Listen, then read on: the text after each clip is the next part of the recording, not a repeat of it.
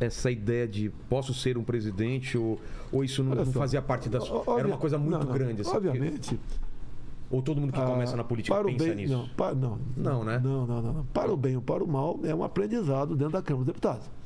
E quando eu cheguei em 91 lá, há pouco tempo tinha saído o Figueiredo, havia uma marca muito pesada contra os militares. Eu encontrei dezenas de anistiados, ex-guerrilheiros, essa turma toda, né? E quando me viram como capitão lá, olharam e devem ter pensado, opa, carne fresca na área.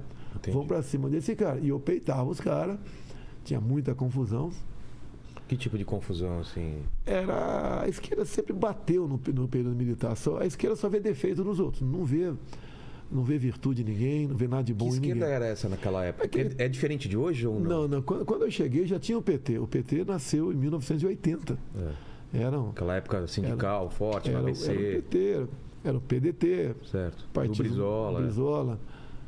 Tá, e a gente reagia, tá? Eu sabia um pouco da história, me aprofundei mais, conheci mais ainda e fiz esse contraponto dentro do parlamento. Tanto é que eles me processavam o tempo todo. Eu respondi uns 20 processos de cassação. Que tipo de processo? É tudo por ocupar a tribuna e esse ECD. ECD é... Esse é falar demais. Segundo eles, falar demais. O senhor falando demais, que coisa estranha. Eu não consigo imaginar o... Eles achavam que o que eu falava era algo antidemocrático, atentava contra desde o Estado de Direito. Desde aquela época. Atentava contra a democracia. Esse pessoal de esquerda que era mais do que inspirado. Treinavam em países como Cuba e para vir para dentro do Brasil aqui falar em democracia. Então eles sempre acusavam os outros do que eles eram. Não é diferente isso aí, né? Isso persiste até hoje. Isso foi me dando uma certa projeção lá dentro. Comissão da verdade, na verdade, uma comissão da mentira. Sei. A verdade deles. Então a questão ideológica era muito forte. Mas quem que era essa turma mais à direita ou mais conservadora na época? Não tinha muito direito. Tinha, né? Basicamente a esquerda que falava alto, dominava a esquerda dominava a imprensa, tinha uma grande aceitação por parte da imprensa, as suas propostas eram sempre bem aceitas. Não é diferente de hoje, né? Quem era contra estava errado.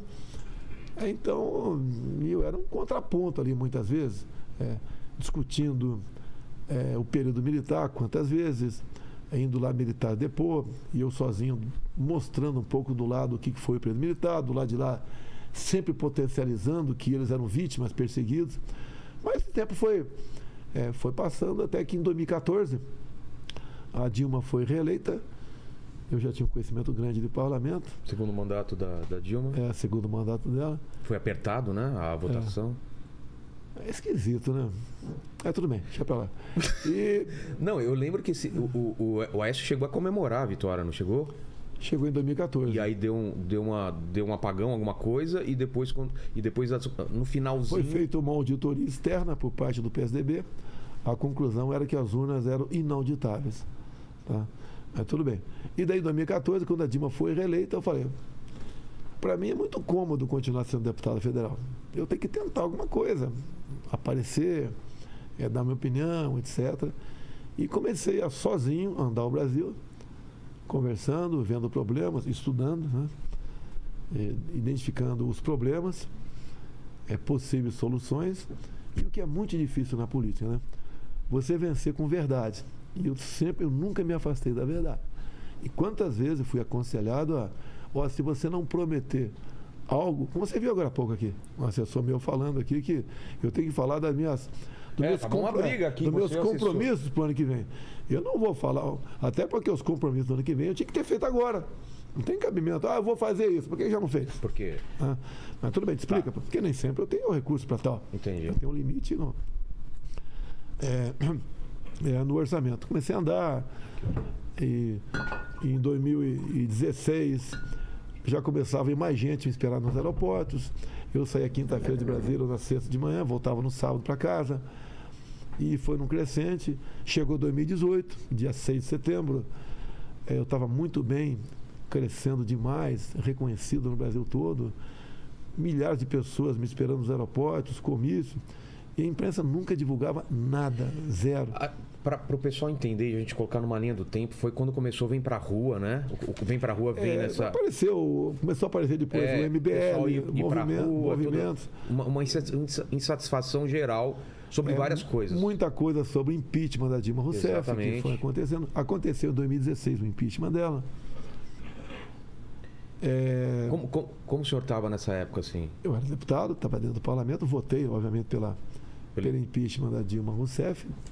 A esquerda tentou se manter no poder a qualquer custo. Tem uma história aqui que eu não tenho como comprovar. Tá? O quê? Em 2016, né? Tivemos ali naqueles dias um atentado em Boston, numa panela de pressão, onde numa maratona morreu muita gente e o impeachment estava subindo a temperatura no Brasil. Tá? Foi na mesma época? E aqui foi levantado que havia possibilidade de um atentado terrorista acontecer em Brasília. Quem seriam os autores, né? Os interessados em permanecer no poder, que daí sobraria oportunidade para a presidente da República decretar estado de defesa. Essa defesa é algo anormal para uma determinada região e por tempo certo. E, então houve essa possibilidade. Bem, e outras coisas aconteceram. Isso perto do impeachment? Perto do impeachment, sim. Então houve essa possibilidade. Eu discursei sobre isso porque mais de 200 deputados se inscreveram para discursar, era 5 minutos para cada um, e as sessões foram 2 dias de 24 horas cada um, tá? Todo discursando, discursei de madrugada, falei sobre essa possibilidade também, não houve repercussão nenhuma, porque eu conheço a esquerda, eu conheço a vida pregressa de muitos que estavam no poder, como a própria Dilma Rousseff. Tá? Ela pertenceu a grupos terroristas no Brasil, mas não é o caso a gente voltar tanto tempo nisso aí. Aconteceu o impeachment. Tá. Aconteceu o impeachment, eu já era pré-candidato, era um pouco conhecido pelo Brasil. Quais eram as forças que estavam emergindo contra o PT nessa época? Não tinha uma força contra o PT. Não tinha alguém concentrando isso aí. Até porque o PT e o PSDB estavam desgastados, bastante desgastados. Tá? O Temer, como era vice... porque o PSDB também tinha o Aécio, também com alguns problemas. Então o Temer foi o vice, houve o impeachment. O Temer não conseguiu deslanchar, porque problemas apareceram no governo dele também. Tem o seu legado, aí o teto de gastos, tem aí uma reforma trabalhista também, que não prejudicou nenhum trabalhador. Então ele tem os méritos, Temer tem os méritos. Tem os méritos dele, mas ele ficou amarrado numa gravação lá no Palácio da Alvorada, que atrapalhou muito ele, dois pedidos de abertura de impeachment contra ele, foram rechaçados, mas atrapalhou muito ele. Depois, chegou 2000 o pessoal está reclamando. Chegou 2018 e sobrou quem? Sobrou o Haddad, do PT, até porque o Lula não estava preso, né? Tinha eu correndo por fora, tinha o Ciro, tinha a Marina e tinham poucas novidades na praça, vamos assim dizer. A única novidade era eu. E eu também, como presidente. Além disso, eu tinha uma atuação forte dentro do parlamento, com pautas conservadoras, a esquerda o tempo todo desgastando os valores familiares, querendo aprovar a ideologia de gênero, entre outras coisas. A homofobia falou muito alto naquele momento, né? Eu não sou homofóbico, eu sempre defendi que as crianças em sala de aula não podiam ter aquela carga de material, né, que não era compatível com a idade e nem os pais queriam isso. Então isso me valeu muito o processo. Então essas pautas de costume, defesa da família, etc., contra a liberação das drogas, pesou bastante. Mas ao meu favor. Contra o pessoal, deixa não, se beijar. Sem problema, cada um cuida da sua vida. Quer beijar um cara, deixa ele beijar, né? Cada um cuida da sua vida, sempre foi assim. E eu sou até a favor de casamento gay também, porque por que só a gente sofre com casamento? Eles têm direito também a sofrer. Exatamente. Todo mundo tem direito a casamento. Como é que fica a lei Maria da Penha no casamento homo? É a mesma lei, né? Mas tudo bem. Em função disso tudo, o desgaste do PT, o desgaste do PSDB, eu comecei a crescer. Passei pelo primeiro turno, né? Tinha também um sentimento muito anti-PT, né? Uma coisa também, muita corrupção. Era uma coisa, corrupção, coisa terrível, né? A própria delação do Palocci, ele falou que tudo, né, foi aparelhado em tudo quanto é lugar. O PT meteu a mão, ele ou seus aliados, exceto o Banco Central. E quando ele fala isso, alguns falam, ele falava e não provava. Não. Os 6 bilhões de delatores devolveram, 16 bilhões Empresas também devolveram, chamado acordo de leniência. O equivalente a $1 bilhão nós pagamos para a Bolsa Americana, que tem de vista a interferência na Petrobras por parte do PT.